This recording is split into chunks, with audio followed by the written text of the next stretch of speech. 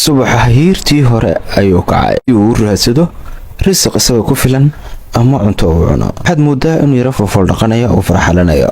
jirka ayaa la dhaqanayaa ama waa la isdiyaarinayaa. nin isagu biyihiisu waa camuude wahabka ayaa la iskaga doolinayaa oo waa lagu foldhaqo. haddase waxaa la gaadhay waqtigii lasoo goosan lahaa midhahan oo rafaad badan loo marayo, odxa badan iyo dhibaato ay ka sokayso. waad garanaysaa tiitiinka odxihiisa iyo dhibaatada iyo rafaadka kolba gacan ayay ka mudaysaa. isaguse uma joojinaya, waa dadaalayaa siduu usoo goosan lahaa isla midhahaas oo uga gaajo beeli lahaa ama qadadiisa ama qureecdiisa maanta u noqon lahaa. awoodda ayuu iskugu geynayaa, hadba dhinac ayuu u wareejinayaa.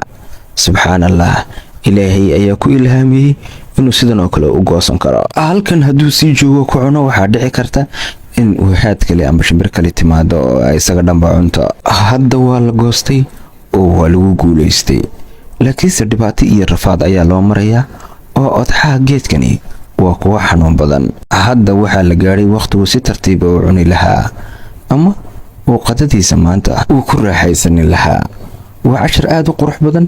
hadda waxaa la iska gurayaa odxihii iyo dhibaatadii iyo rafaadkii lasoo maray. sidan ayuu iskugu googoynay. haddii uu kana jaranjarada dheer uu soo maray isla maalintiisa siduu u helo risiqiisa, annagoo bili-aadanana maxay nooga ba'ay oo aan u raadsan weynay oon rafaad ugu mari weynay inaan risiqeena la soo baxno. laga bilaabo gooritaan iyo kalahaad, sidoo kale isdiyaarin iyo dadaal iyo qorshaynta maalintaas iyo rafaad uu u maray isla midhahaasi loo gaadho oo uu ku guulaysto. kadibna inaad ku raaxaysatid cuntada aad soo goosatay oo aad gacmahaaga ku kaansatay. waxaan u malaynayaa inaan kula wadaaga cashar aad muhiim ah.